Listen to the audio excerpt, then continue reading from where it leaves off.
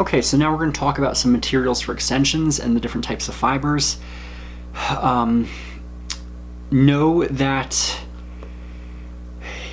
it may seem like a good idea when you're starting to buy the least expensive, which I would say that when you're first starting and practicing, practice on different materials. So get some expensive, get some non-expensive, and practice a while on a mannequin.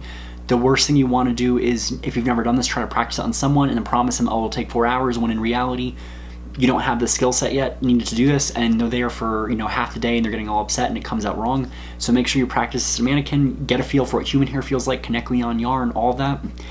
Know that typically if you think it's a good idea to get everything inexpensive at first, especially if you've been doing this, that may not be such a good idea, because typically when you buy inexpensive, it doesn't last as long and you're paying more money to restock, and then does it really add up? Because if you buy a good quality product, it will last you longer if cared for. So buy small quantities of a new product and test the fiber on a mannequin before you test it on a client. The first type of material is human hair, and that is the gold standard for hair extensions. Human hair in the market can be confusing and sometimes a deceptive business. It's a dirty business.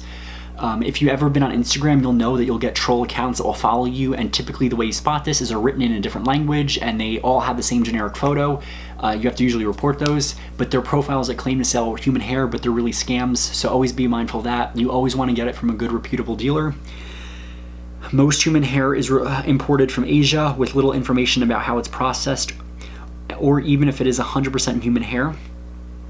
This makes it very important to deal with the supplier that you know and trust. I actually want to tell you guys, watch the movie, and then I usually do this as an assignment, so watch the movie and give a paper and you get hours for it. But watch the movie Good Hair by Chris Rock. It is such a powerful movie, and it talks about hair in the black community, hair relaxing, where you get your extensions, weaves, and you learn so much terminology and a lot about the culture, and it's really interesting because extensions, a majority of them come from Asia, specifically India, and during certain rituals they harvest the hair and then sell it. And I think they said something like the hair extensions that they harvested from the one religious ceremony would have made almost as much or just enough as like the Vatican, so it was really powerful.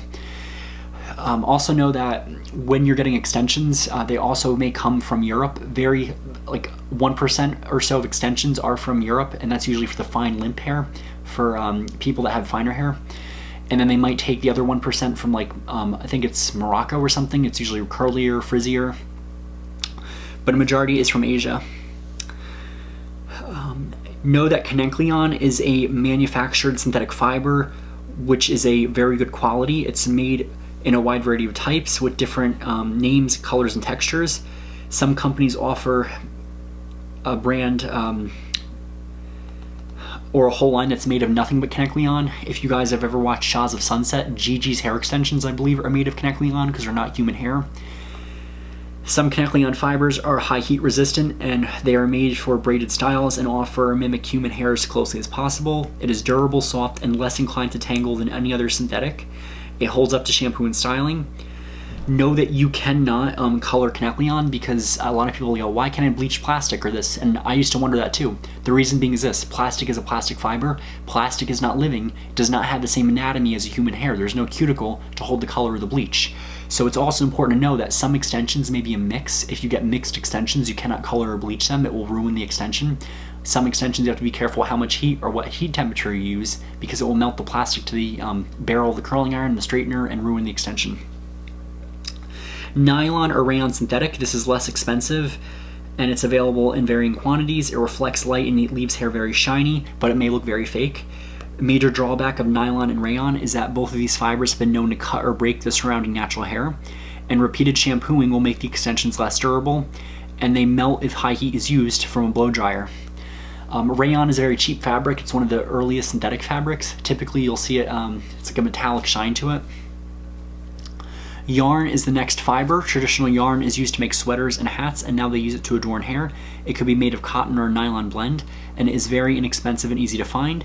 It's light, soft, and detangles easily. It's available in many colors and does not reflect light, so it gives you more of a matte finish, which may be desired. And yarn may expand when shampooing, and it will not slip from the base, making it durable for the braids. But one of the important things to remember with yarn is that when you go into the store, like a craft store, and you're getting yarn, when you look at yarn, you may think you're getting a good yarn that's a really nice black or a really nice dark brown. Here's the thing, you have to make sure you shine the appropriate light on it, because if you take it out in natural lighting, that nice black or dark brown may be blue or green, have a green hue, and that may look nice if you want like a fun fashion look, but if you want natural and you're putting this in your hair, you might get a shock when you think you're braiding this dark brown in your hair and you walk out and you're like, oh my gosh, it looks like I have a green ombre. Happened to someone I know, actually. Know that lin is a beautiful wool fiber. It is imported from Africa. It has a matte finish and comes in only black or brown. Lin comes on a roll and can be used in any length and size. Keep in mind that this cotton fabric is very flammable, so if your client is using a lot of hairspray or they're smoking, that may go poof. Also know that if they're in the wrong place, wrong time, and there's a fire, their hair may go poof, so you have to be very careful. And then the other issue is if they're using a flame retardant, that might be toxic, so it's something to always be careful of. So yak, this is going to be the strongest fiber, and it comes from the domestic ox found in the mountains of Tibet and Central Asia. The yak hair is shaved usually from the underbelly, and it's processed to be used alone or blended with human hair. Mixing human hair with yak helps to remove the manufactured shine, but it also may make it prone to break when you color, because yak hair reacts differently to hair color. They actually used to make some of the mannequins with yak hair. So working with wet or dry hair, typically you want to braid hair when it's dry. I know very few people that braid it when it's wet. The reason being is that wet hair is more fragile and you can actually break the hair. Also read the caution box that when you braid, this is an issue. If you do excessive tension when you braid, so you make it too tight and you pull the hair too much like this, you're going to cause a condition called traction alopecia.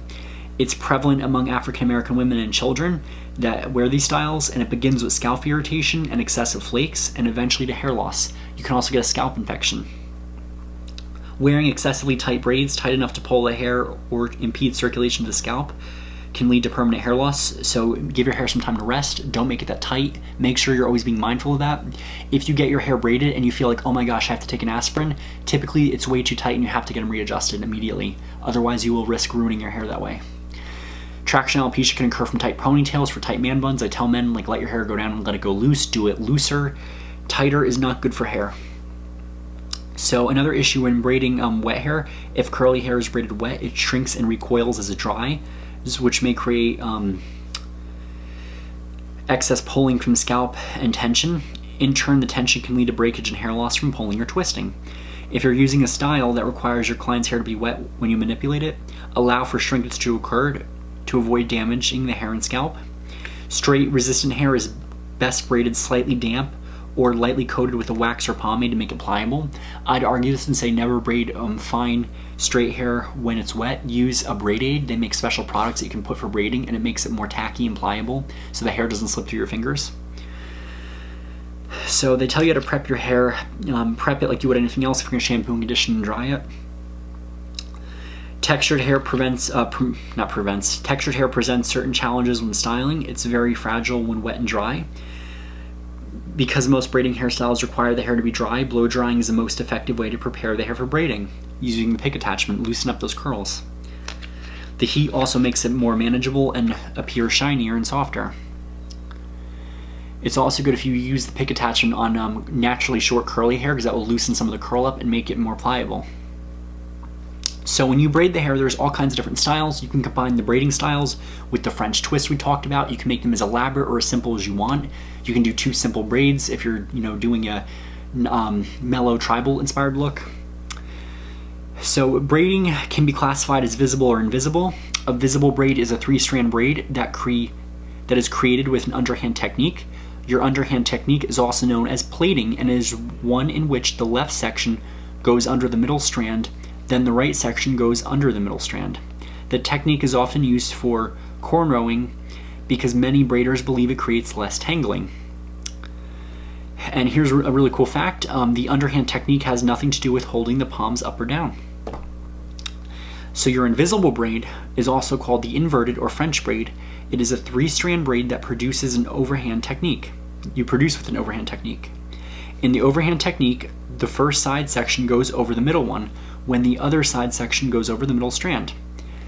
You can start with either the right or left section. What is key is that the side sections go over the middle sections. So by doing this, it takes a lot of practice to do the over and underhand technique. You will get it. It took me about a whole year just to really become comfortable with this, and I'm always in the process of learning, so I'm still trying new styles. It's always a work in progress, and I recommend getting a longer mannequin just to practice braiding on and upstyling, because when you're able to hone these skills, it's important. You can do so many things, and you can make so much money for doing upstyles. I love their version of the braided French twist. You get the structure of a French twist, but you braid it, and it creates a really unique texture. One type of braid is the rope braid. The rope braid is created with 2 strands that are twisted around each other. These braids can be done on hair that is all one length or on long layered hair. Remember to pick up and add hair to both sides before you twist the right side over to the left. The next type of braid is the fishtail braid. Your fishtail is a simple 2-strand braid in which the hair is picked up from the sides and added to the strands as they are crossed over each other. It is best done on non-layered hair that is at least shoulder length. If you have layered hair, you might get pieces that stick out of it. Your invisible braids are braids that use an overhand pickup technique. It can be done on or off the scalp and with or without extensions. This style is ideal for long hair, but it can also be executed successfully on shorter hair with long layers. If you're dealing with straight layered hair, apply a light coating of wax or pomade to help hold shorter strands in place. Single braids, also known as box braids, and invisible braids are free hanging braids with or without extensions. They can be executed using either an underhand or overhand technique. They can be used with all hair textures in a variety of ways. For instance, 2 or 3 single braids added to a ponytail or chignon can be a lovely evening look. The parting or subsections for braids can be square, triangular, or rectangular. The parting determines where the braid is placed and how it moves. Single braids can move in any direction, so make sure to braid in the direction you want them to go. As you are braiding and you are styling and shaping the finished look, the procedure for medium to large single braids uses an underhand technique. Know that extensions for single braids come in a wide range of sizes and lengths and are integrated into the natural hair using 3-strand underhand technique. So know that you also can contact the manufacturer if you're not sure how to use this. A lot of products have their videos on YouTube to promote them. A lot of people ask too, box braids, if you can envision this, these are the braids that typically stand up, and when you move, it like whips, kind of like the whole I whip my hair back and forth trend. That was a very short-lived trend. Box braids are also what Coolio wears. So Coolio, the singer, has specific patterns, and he ties them up, and that creates the texture. They're really fun to use. So the next type of braids are cornrows. They also call them cane rows, and these are narrow rows of visible braids that lie close to the scalp and are created with a 3-strand on-scalp braiding technique. So with the cornrows, you also want to know that cornrows are meant to last a while. They do have a lifespan. When you're using cornrows, they'll stay in for about 2 months or so. Everyone has their own opinion on how long they last, sometimes shorter or longer. When you're going to care for cornrows, educate your clients, wet the hair. You can shampoo in just one direction, rinse, and then you put conditioner on, condition it. They can be cleaned very easily if cared for correctly. So you can do thick cornrows, thin ones. It's really up to your parting. Cornrows are worn by men, women, and children, and they can be braided on hair of various lengths and textures. For long, straight hair, large cornrows are a fashionable, elegant hairstyle. Designer cornrows have become very popular with elaborate designs that demonstrates the stylist's skill and creative expression. The flat, contoured style can last several weeks when applied without extensions and up to 2 months when applied with extensions. So extensions can be applied to cornrows or individual braids with the Feedin method. In this method, the braid is built up strand by strand, and excessive amounts of extension material can place too much weight on the fragile areas of the hairline, and it will tighten and pull the hair and leave an unrealistic finished look. So practice managing the correct tension when using the Feedin method, and you can avoid an artificial look and prevent breakage. So know that, and if you overextend or misplace the beginning of extension, it leaves the hair exposed and unsupported, which can lead to breakage and hair loss in that one area. So make sure you cover this. Also read the little activity box, and it's really cool to practice this, because typically the same stuff we've learned for the principles of hair design apply for braiding, because braiding is a type of design. Oval face is also known as an egg-shaped face, and that can handle many different hairstyles. But you can also take the braids and turn other face shapes to create the illusion of the oval style using the placement of the braids.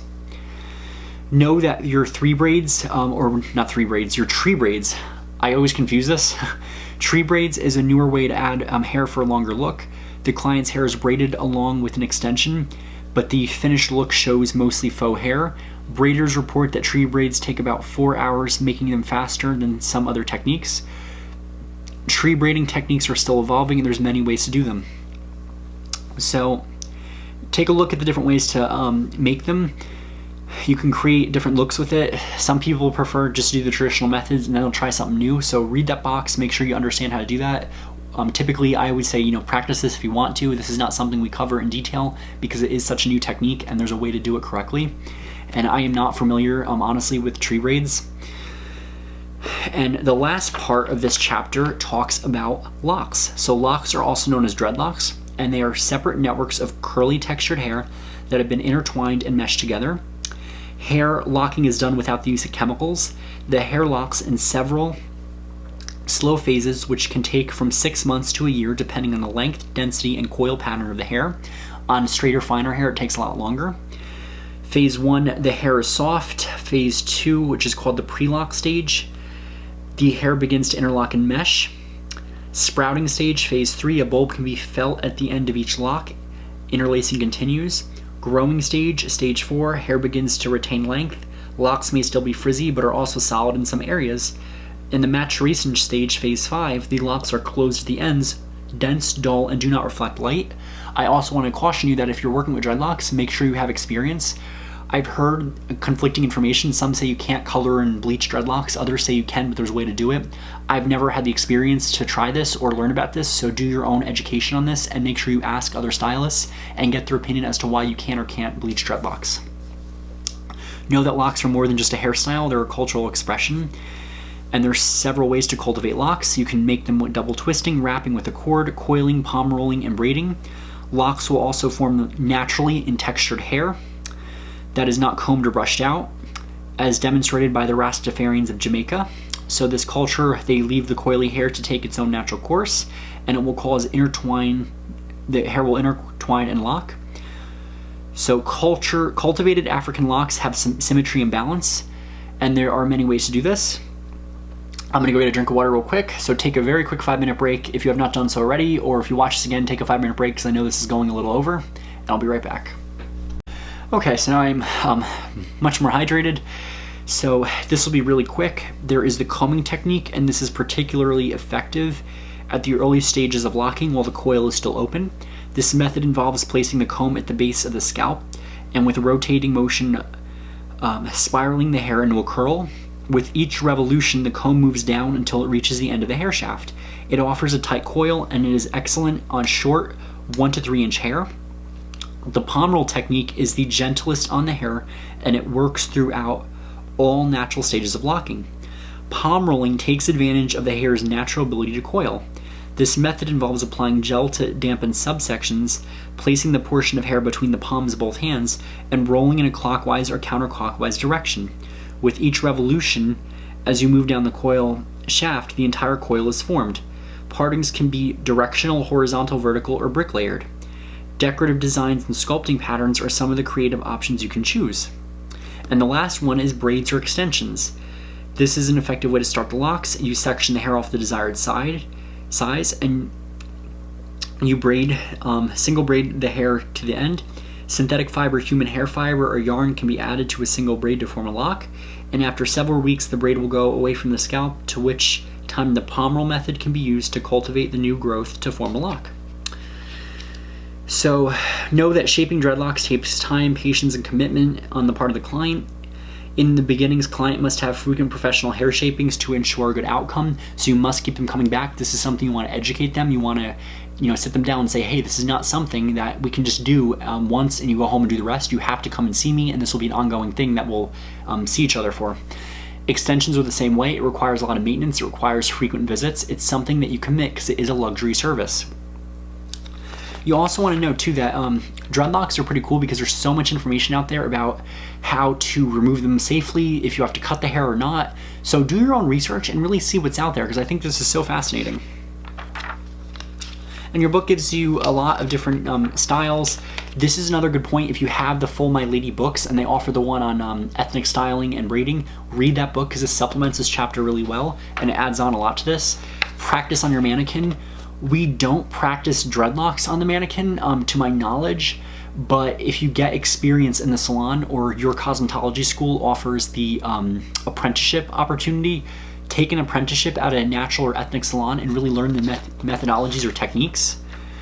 There's a really good class I recommend if you are interested in this, and it's called the Texture versus Race class, and Kia, she's a stylist that runs this. She's incredible. She also does classes at the AVCH Energizing Summit, and that's a really good class to take if you have not taken it yet. I haven't taken the class yet, but I have the notes from a friend who took it at the summit, and I'm excited to take it either this year or next year because I have registered for classes, but I might switch one out so I can take the class if it's being offered this year.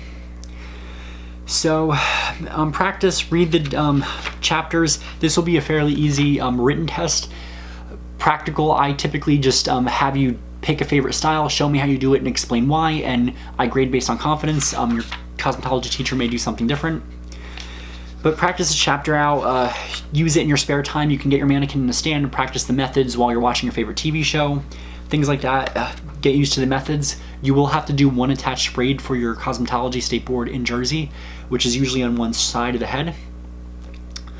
So with that being said, this is a quick and easy chapter. I hope you guys enjoyed it as much as I did. It's something that I'm really passionate about, and I love this chapter because it really does a good job at explaining culture and what we do as hairdressers, and it segues into the next chapter, wigs and hair additions. So I'll see you guys soon for chapter 19, wigs and hair additions.